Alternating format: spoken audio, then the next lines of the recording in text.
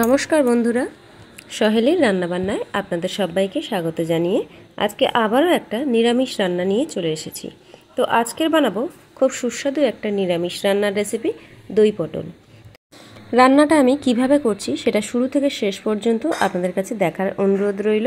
আর ভিডিওটা ভালো লাগলে একটু লাইক, কমেন্ট আর শেয়ার করার অনুরোধ রইল। তো চলুন দেখে নেওয়া যাক আমি কিভাবে রান্নাটা করছি। রান্নাটা করার জন্য আমি এখানে 6খানা পটল নিয়েছি। পটলটাকে একটু ভালোভাবে খোলা ছাড়িয়ে নিয়েছি, তবে পুরোপুরি ছাড়াইনি। আর এই যে মাথা আর পিছন দিকটা এইভাবে একটু চেলা করে কেটে দিয়েছি, যাতে এর মধ্যে নুন ঝাল খুব ভালোভাবে ঢুকে যায়। এখানে একটু গুঁড়ো মশলা নিয়েছি, একটু ধনে গুঁড়ো, একটু হলুদ গুঁড়ো, কাশ্মীরি লঙ্কার গুঁড়ো, পরিমাণ মতো লবণ নিয়েছি। এখানে 150 গ্রাম টক দই। টক দইটাকে আমি খুব ভালো করে ফেটিয়ে রেখেছি। এখানে একটু নিয়েছি আদা, জিরে আর একটু কাঁচা লঙ্কা। এই আদা, জিরে আর কাঁচা লঙ্কাটাকে আমি একটু বেটে নেব। আর নিয়েছি কয়েকটা কাজু আর পোস্ত। আর ফোড়নের জন্য নিয়েছি জিরে, শুকনো লঙ্কা, একটু গোটা গরম মশলা। এবারে আমি গ্যাসে কড়া বসিয়ে দিয়েছি। কড়ার তেল গরম হয়ে গেলে এর মধ্যে আমি পটলগুলোকে সামান্য একটু লবণ দিয়ে ভালো করে ভেজে নেব। তেল গরম হয়ে গেছে, এবারে পটলগুলো আমি একে একে সব ছেড়ে দিচ্ছি। এবারে পটলগুলোকে খুব ভালো লাল করে একটু গ্যাস কমিয়ে দিয়ে ভেজে নেব। একেবারে পুরো গ্যাস খুব জোরে দিয়ে ভাজলে পটলগুলো শুধু ভাজাই হবে, গা লাল হয়ে যাবে, কিন্তু ভালোভাবে সিদ্ধ হবে না। তার জন্য আমি গ্যাসটা এখানে মিডিয়াম রেখে পটলগুলোকে খুব ভালোভাবে ভেজে নেব। পটলগুলো আমার খুব ভালোভাবে ভাজা হয়ে গেছে। এবার এইগুলোকে আমি তুলে নিচ্ছি একটা পাত্রে।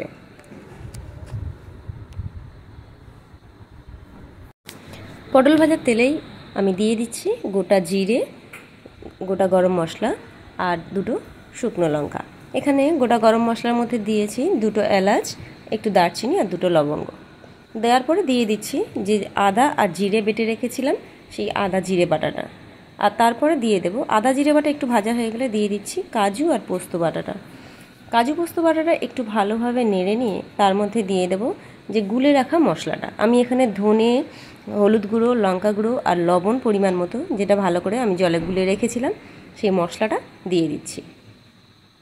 আপনারা চাইলে জিরেটাকে গুঁড়ো দিতে পারবেন, কিন্তু আমি এখানে জিরেটা যেহেতু বেটে নিয়েছি আমি আর গুঁড়ো দিইনি। দিয়ে এবার মশলাটাকে খুব ভালোভাবে একটু ফুটিয়ে নেব।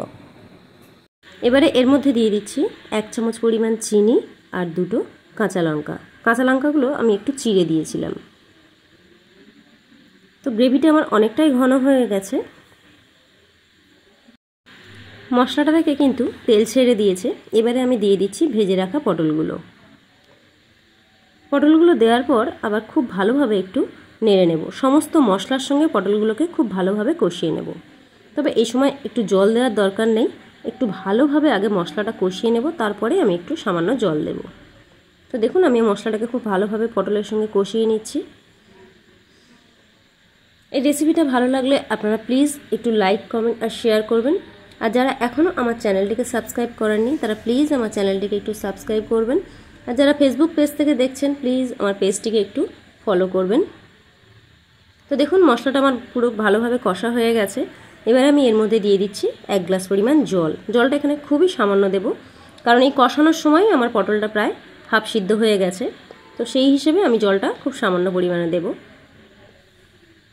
এবারে দিয়ে মিনিট 5 আমি একটু ফুটিয়ে নেব। তো গ্রেভিটা কিন্তু অনেকটাই ঘন হয়ে এসেছে। এবারে এর মধ্যে দিয়ে দিচ্ছি ফেটিয়ে রাখা টক দইটা। টক দইটা দেওয়ার পর আবারও খুব ভালোভাবে একটু নাড়িয়ে নেব। আর টক দইটা যেহেতু একটু বেশি পরিমাণে দিয়েছি, তার জন্য চিনিটা প্রয়োজন হলে আরও 1 চামচ দিয়ে দেব।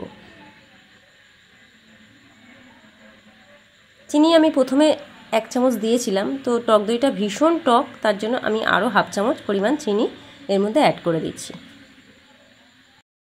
টক দইটা দেওয়ার পর আবারও মিনিট 5 আমি একটু ফুটিয়ে নেব।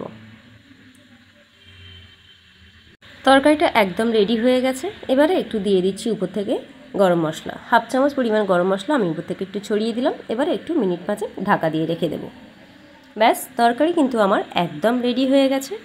এই নিরামিষ দই পটলের রেসিপি আপনাদের কেমন লাগলো অবশ্যই কিন্তু কমেন্টস করে জানাবেন। আর যে কোনো নিরামিষের দিন এইরকম একটা রেসিপি যদি রাখেন তাহলে কিন্তু ভাত খাওয়ার সময় অন্য কিচ্ছু লাগবে না। আর এই রেসিপিটা আপনারা ভাত, লুচি, পরোটা কিংবা ফ্রাইড রাইস, পোলাও যে কোনো কিছুর সঙ্গে খেতে পারেন। একবার হলেও বাড়িতে ট্রাই করে দেখতে পারেন। আশা করছি রেসিপিটা আপনাদের খুব ভালো লাগবে। আর এই রকম নিত্য নতুন রেসিপি পাওয়ার জন্য আমার চ্যানেলটিকে কিন্তু আজই সাবস্ক্রাইব করে নেবেন। আর যারা এখনও আমার চ্যানেলটিকে সাবস্ক্রাইব করেননি তাদের কাছে আমার অনুরোধ রইল আমার চ্যানেলটিকে একটু সাবস্ক্রাইব করে নেবার জন্য। আর ফেসবুক পেজ থেকে দেখে থাকলে আমার পেজটিকে প্লিজ একটু ফলো করবেন। তো দেখা হচ্ছে আবারও কোনো নতুন ভিডিও নিয়ে। ততক্ষণ পর্যন্ত ভালো থাকবেন, সুস্থ থাকবেন।